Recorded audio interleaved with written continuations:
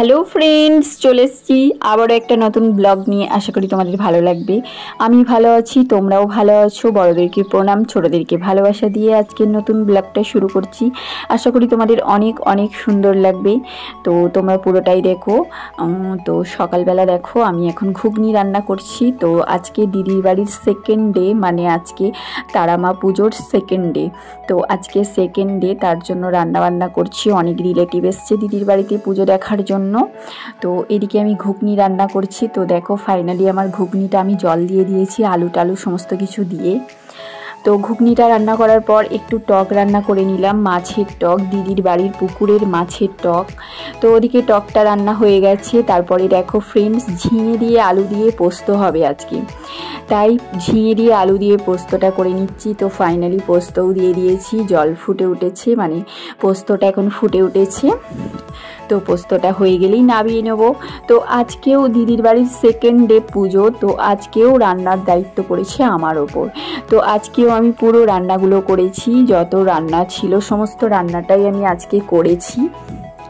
কারণ আমার রান্না করতে খুব ভালো লাগে, মানে কি বলবো ফ্রেন্ডস, আমার রান্না করতে খুব ভালো লাগে। আমার 15-20 জন 25 জনের রান্না করতে আমার খুব ভালো লাগে, কিন্তু তার বেশি হয়তো কোনো দিন করিনি। 25 জনের মতো রান্না করেছি। তো ওই 20-25 জনের রান্না করতে আমার ইজি ব্যাপার লাগে, কোনো খারাপ কিছু লাগে না। তো ভালোবাসি রান্না করতে। তো পোস্ত রান্না হলো, আর এদিকে দেখো মাটন রান্না করতে বসিয়ে দিয়েছি। এখন মাটনটা কষাচ্ছি। তো মাটন হবে আজকেও, পোস্ত হয়েছে, মাটন হয়েছে। তারপরে তো মাছের আইটেম আছে নানান ধরনের, অনেক কিছু মাছ আছে। তো অনেক কিছুই রান্না হবে। তো ফাইনালি দেখো মাটন কষাচ্ছি আমি এখন। তো দেখো মাটন মানে অনেক পরিমাণে অনেক আছে, অনেকটা মাটন আছে। এখন মাটনটা আমি রান্না করব, কষিয়ে নিচ্ছি প্রথমে। তো রান্না করতে গেলে তো প্রথমে একটু কষিয়ে নিতেই হবে, তাই না বলো? তো এবার আমি মাটনটা ভালোভাবে কষাবো। তার জন্য দেখো মশলা দিয়ে, ওটা কিন্তু মশলা দিয়ে কষাইনি, প্লেন কষাচ্ছিলাম শুধু আর কি। তেল দিয়ে, তেলের ওপর নুন হলুদ দিয়ে প্রথমে একটু কষিয়ে নিলাম, তারপরে এখন মশলাটা ভেজে নিচ্ছি। তো মশলা ভেজে তারপরে মশলার সাথে অ্যাড করব, অল্প একটু কষিয়ে নেবো, ব্যাস, তাহলেই আমার মাটন রান্নাটা কমপ্লিট হয়ে যাবে। তো একটু অন্যরকম প্রসেসে মাটনটা রান্না করলাম। তো ভালো হয়েছিল খেতে। তো রান্না করেছি, খেতে তো ভালো হবেই। তো ফাইনালি দেখো মাটনে জল দিয়ে দিয়েছি, এখন মাটন ফুটছে অনেকক্ষণ ধরে, এখন ফুটবে। কারণ মাটন সিদ্ধ হতে তো একটু বেশি সময় লাগে, প্রেশার কুকারে অনেক তাড়াতাড়ি হয়ে যায়। তো দেখো মাটনটা ফুটছে, একদম লাল লাল পাতলা পাতলা, মানে লাল লাল ঝোলঝোল মাটন হয়ে গেছে। এখনো হয়নি, তো এখনো কিছুক্ষণ হবে। আর এদিকে দেখো পোস্ত, এটা চাটনি, এটা হচ্ছে ডাল আর মাছের ঝাল। এদিকে দেখো মাছ ভাজা, এটা মাছের একটা মাছের টক, আর এটা হচ্ছে মানে ভুড়ি ভাজা এরকম। আর এটাও দেখো একটা মাছের আইটেম। তো অনেক কিছু রান্না হয়েছে, সব রান্নাগুলো আমি বানিয়েছি। আর এদিকে দেখো এখন হবে ফ্রায়েড রাইস। তো ফ্রায়েড রাইসটা এখানে করে নিচ্ছি গ্যাসের মধ্যে। তো মানে জল দিয়ে দিয়েছি, জল ফুটে উঠেছে, এখন এবার চাল দিয়ে দিচ্ছি। তো ফাইনালি দেখো ফ্রায়েড রাইসটা রান্না করলেই আমার রান্না আজকের মতো শেষ। তো অনেক কিছু রান্না করছি, সকাল থেকে আমি দুপুর 12টা পর্যন্ত রান্না করেছি। তারপরে স্নান টান করেছি, কারণ সব রান্নাগুলো তো আমিই করলাম।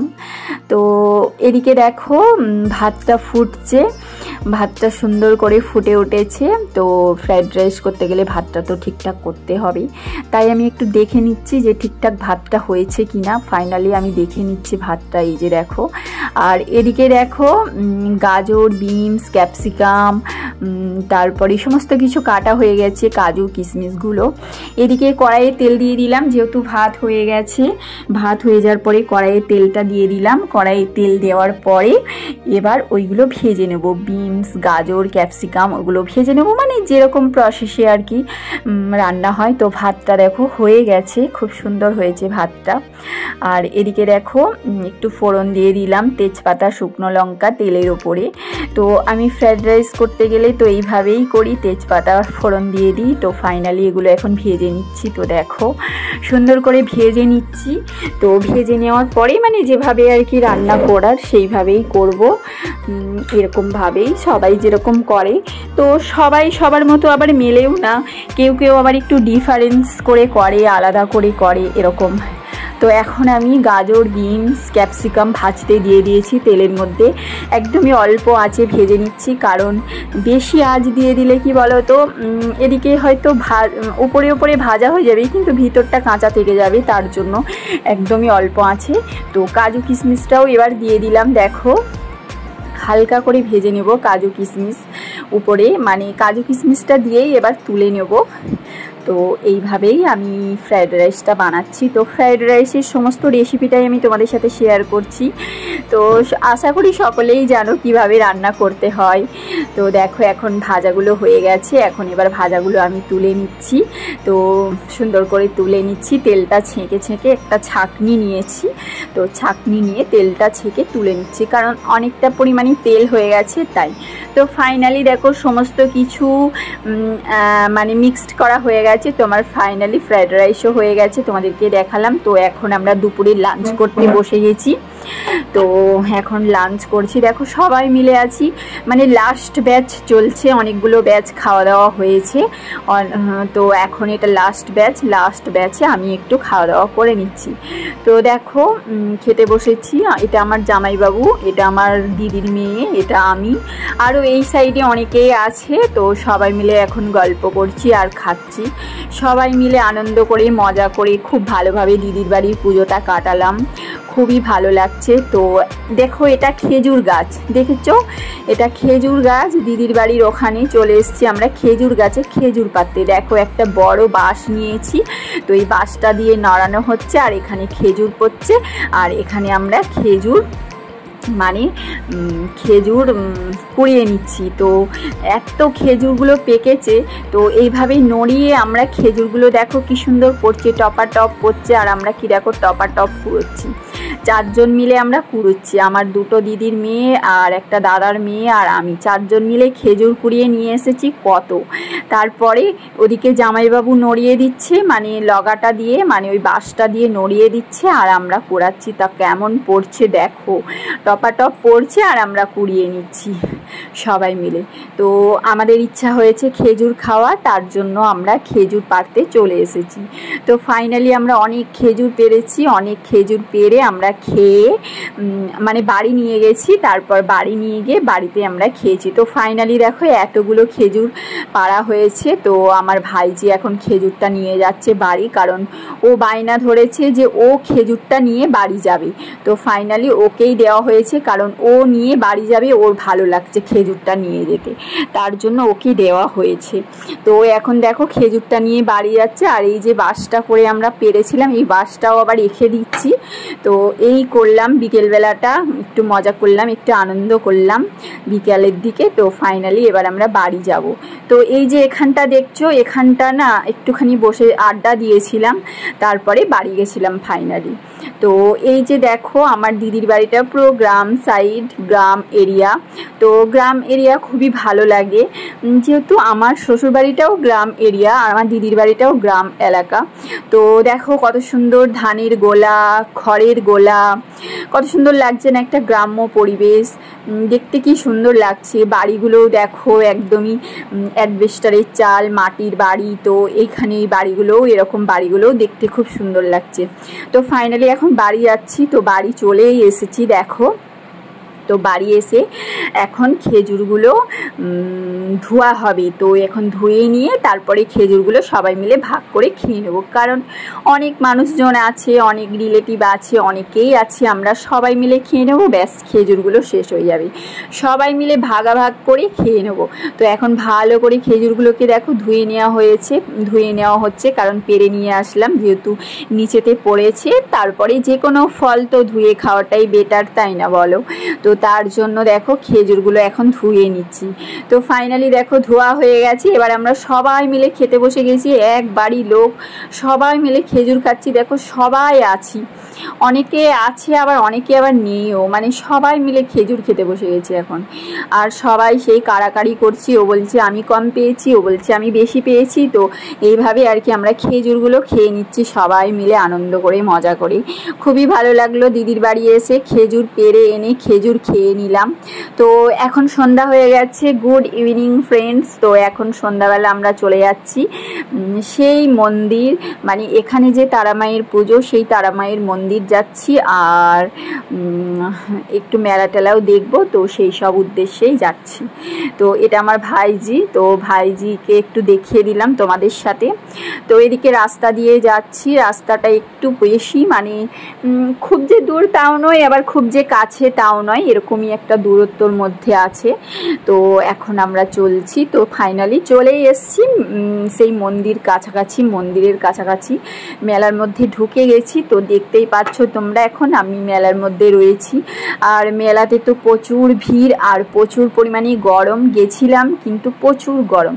আর এদিকের মেলাগুলো দেখো কি সুন্দর না, কত বাড়ির ঠাকুরের জিনিস, মানে এগুলো দেখতে যে কি অসাধারণ লাগে, মানে নানান ধরনের ঠাকুরের মূর্তি, ঠাকুরের পুজো করার জিনিস, মানে ঠাকুরের পুজো করতে যা যা লাগে সেই সব কিছু। তো ফাইনালি আমরা মন্দিরের কাছাকাছি চলে এসেছি। এবার দেখো মন্দিরের ভিতরে যাব আর আমরা চোখে চাঞ্জল নেব সবাই মিলে। তো ফাইনালি দেখো এটাই মন্দির। এখন যেহেতু প্যান্ডেল করা আছে বলে পুরো মন্দিরটা ক্যাপচার করা হয়নি। তো ফাইনালি দেখো আমরা মন্দিরের ভিতরে যাব, ওই সিঁড়ি দিয়ে উঠে যাব।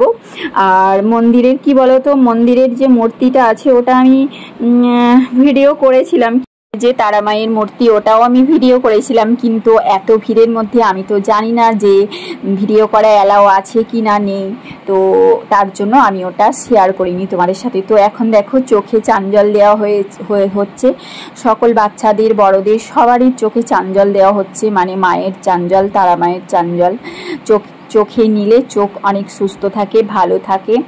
তো অনেকেই আবার বাড়িতে নিয়ে যায় জারের মধ্যে ভরে চোখে লাগানোর জন্য, এই আর কি। তো এদিকে দেখো, ওদিকে মন্দির থেকে চলে আসলাম, পুজো টুজো দিলাম, চোখে চাঞ্জল নিলাম। তো ফাইনালি চলে এসছি মেলার একদম ভিতরে, মেলার ভিতরে চলে এসছি, কারণ একটু মেলাটা দেখবো, কিছু টুকিটাকি কেনাকাটি করব, দিয়ে তারপরে বাড়ি চলে যাব। তো এই রকম। তো মেলার মধ্যে ঢুকেছি, তো এত ভিড় আর এত গরম, মানে বেশিক্ষণ থাকতে পারিনি, বেশিক্ষণ আর কি ইচ্ছা করলো না থাকতে। তো খুবই তাড়াতাড়ি গেছি আর মেলা থেকে খুবই তাড়াতাড়ি বেরিয়ে এসেছি, কারণ প্রচুর ভিড়, এত ভিড়। তো ওদিকে দেখো নাগরদোল্লাটা কত সুন্দর, কিন্তু আমি তো নাগরদোল্লায় চাপবো না, কারণ আমার ভয় করে। আর এদিকে দেখো আজকে ছিল পূর্ণিমার দিন, আর চাঁদটা দেখো কি সুন্দর উঠেছে, আর জলে ছটাটা পড়ছে, আর এই পুকুরে সব বোটে চাপছে। আর এত গরম, কি খাবো, তাই আইসক্রিম খেয়ে নিলাম একটা করে, সবাই মিলে যারা ছিলাম সবাই মিলে আইসক্রিম খেয়ে নিলাম একটা করে। তো এদিকে দেখো ফাঁকার দিকে চলে এসেছি, কারণ আর ভালো লাগছে না, এত পরিমাণে ভিড় আর এত গরম করছে। তো এখন আমরা এবার বাড়ি ফিরবো। আর মেলাতে কি বলতো, বেশি আজে বাজে খাইনি, শুধু একটা করে আইসক্রিম খেয়েই চলে এসেছি, কারণ এত ভিড় আর এত গরম, ভালো লাগেনি খেতে। তো আজকে আমার দিদির বাড়ির নেক্সট ডে পুজো, তোমাদের কেমন লাগলো অতি অবশ্যই কমেন্ট করে জানিও। আর এখানে দেখো একটা শাঁখা কিনে নিয়েছিলাম, বড় শাঁখা, চাওড়া শাঁখা, এখানে আবার শাঁখার দোকানও বসেছিল বলে কিনেছিলাম। তো ভিডিওটা কেমন লাগলো অতি অবশ্যই কমেন্ট করে জানিও। আর আজকের আমাদের রান্নাবান্না খাওয়া দাওয়া তোমাদের কেমন লেগেছে জানিও অতি অবশ্যই। তো এখন আমরা মেলা থেকে বাড়ি ফিরছি, আর লাস্টের দিকে একটু জিলাপিও নিয়ে নিলাম, জিলাপি বাদাম এগুলো সব নিয়ে নিলাম। তো এদিকে দাদা নিয়ে নিয়েছিল বাদাম, জিলাপি সব কিছু নিয়ে নিয়েছিল। তো আমরা বাড়ি চলে এসেছি, এখন রাত্রে ডিনার করতে বসে গেছি। তো চলো ভিডিওটা এখানেই এন্ড করে দিই, ভালো লাগলে লাইক কমেন্ট শেয়ার করে দিও, আর সাথে সাবস্ক্রাইব করে দিও। আবারও ফিরে আসবো আগামীকাল নতুন একটা ব্লগ নিয়ে। তো দিদির বাড়ির নেক্সট ডে, মানে থার্ড ডে কি করলাম। তো চলো সকলকে tata, bye bye, good night, সকলে ভালো থাকবেন, সুস্থ থাকবেন। আবারও ফিরে আসবো আগামীকাল তো এই দিদির বাড়িরই ব্লগ নিয়ে। তো চলো সকলকে টাটা, বাই বাই।